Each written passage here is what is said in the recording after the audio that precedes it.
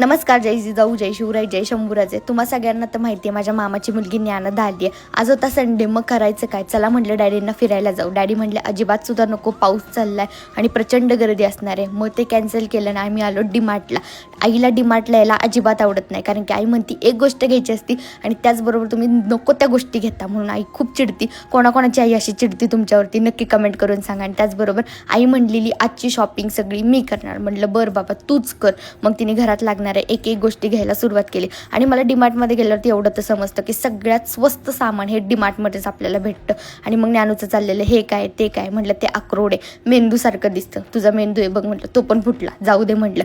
पुढे काय एक एक शॉपिंग चालूच होती घरात लागणाऱ्या गोष्टी. मग ती म्हणली की मला शाळेच्या वस्तू घ्यायच्यात. मग कंपास, पेन, वह्या, पुस्तकं हे सगळं जर आम्ही घेतलं. आणि त्याचबरोबर आईला कुकर घ्यायचा होता. म्हटलं आधीच 2 कुकर आहेत, बाद झालं. ज्ञानूसाठी कपडे बघितले पण ते कापड चांगलं नव्हतं, त्यामुळे नको म्हटलं. आणि पुढे मला भांड्यांची खूप आवड आहे, पण आई म्हटली अजिबात नाही घ्यायची, तीच तुझ्या डोक्यात घालेल.